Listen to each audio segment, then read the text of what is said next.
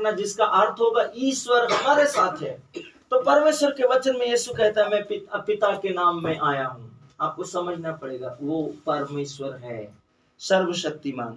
यीशु पिता का पहलोटा होने का अर्थ है कि वह सिर है और हम अर्थात कलीसिया उसकी देह है। परमेश्वर सर्वशक्तिमान का वचन कहता है परमेश्वर ने उसे उसके शरीर के साथ मरे हुए में से जिलाया, इसलिए हम उसके साथ अटूट रूप से एक है। यदि वो हमारे पापों के लिए प्रतीकात्मक रूप से बलि नहीं होता तो हम उसके साथ आत्मिक रूप से एक नहीं किए जा सकते थे। वो हमारी प्रतीकात्मक मृत्यु थी, हमारे पापों का परिणाम। इसलिए यीशु की सत्यनिष्ठा के कारण हमारा आत्मिक रूप से उसके साथ एक होना अनिवार्य हो गया। ये जुड़ गया आत्मा के स्तर में और हम उसके साथ अटूट रूप से एक कर दिए गए। यही है पुनः नई सृष्टित होना, पुनः नया जन्म होना जो यीशु ने निकोदेमुस से कहा था। वह नई सृष्टि का सिर है जो कि पिता के पहलोटे हैं।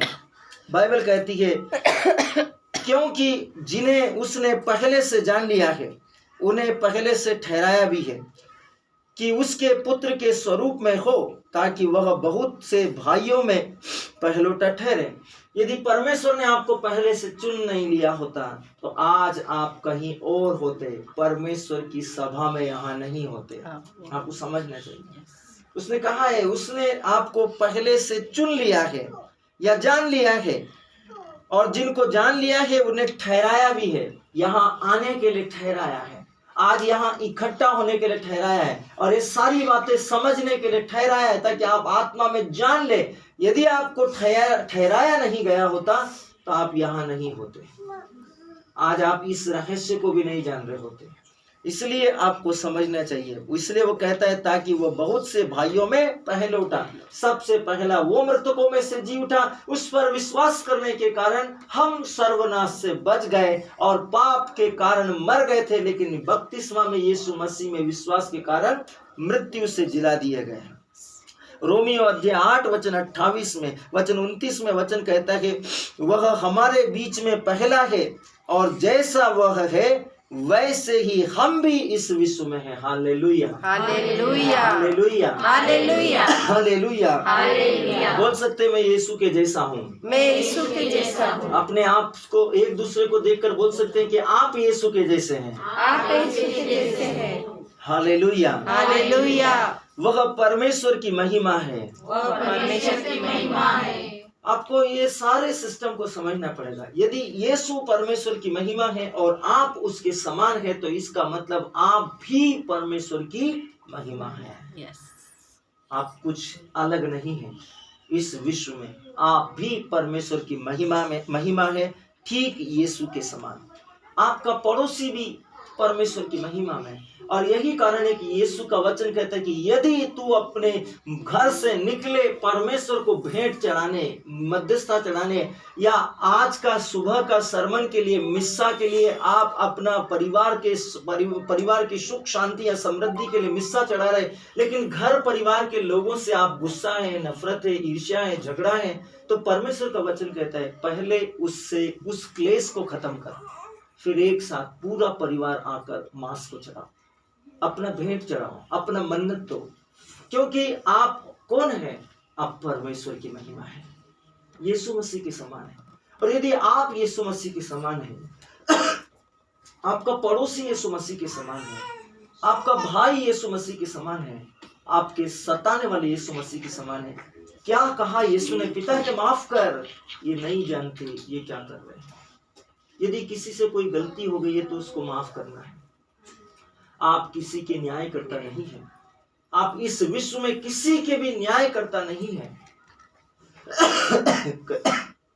कैसे हम उस नफरत के साथ, गुस्से के साथ भेंट चढ़ाते हैं या मिस्सा चढ़ाते हैं या प्रार्थना करते हैं और उम्मीद करते हैं कि हमारी प्रार्थना सुन ली गई, नहीं सुन ली गई। वचन कहता है अपनी आंख की धरन का तिनका निकालो। जब आपकी आंख में लट्ठा पड़ा है, आप किसी की आंख में कैसे देख पाओगे उसकी आंख का कचरा? आप ठीक से नहीं देख पा रहे, आपकी आंख दर्द से तड़प रही है, तो आप दूसरे की आंख का कचरा कैसे देख पाएंगे? इसलिए सच्चाई को समझे। आपको परमेश्वर ने अपनी महिमा कहा है, और जब आप परमेश्वर की महिमा है तो क्या आपके भाई, आपके बहन या आपके पड़ोसी जो आप ही के समान सृजे गए हैं परमेश्वर की समानता में, जैसे उत्पत्ति बोलती है कि परमेश्वर ने मनुष्य को अपने प्रतिरूप, अपने स्वरूप में बनाया, तो वो भी परमेश्वर की महिमा है। यदि उसने पाप किया, उसका न्याय परमेश्वर करेगा।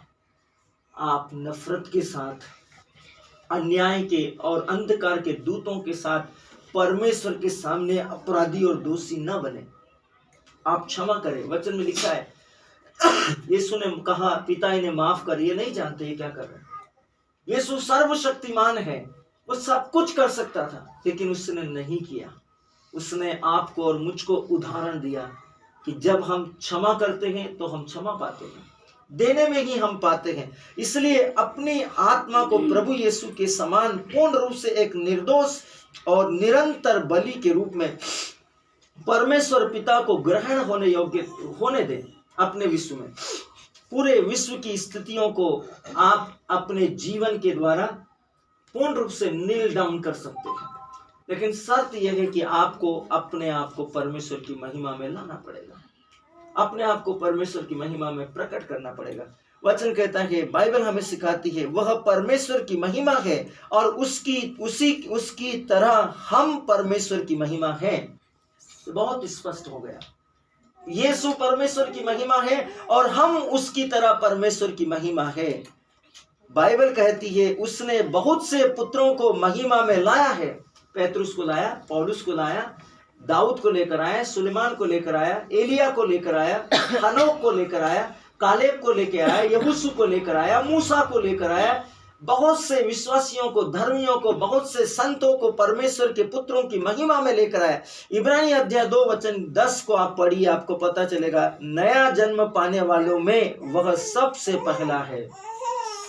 मृत्यु के बंधन से बाहर निकलकर, मृत्यु, दुष्टता की, अधीनता की डिमांड से बाहर निकल आने वालों में से पहला है, नरक में से निकल आने वालों में से पहला है। तो उसने आपको भी वहां पर लेकर आया जहां पर वो है।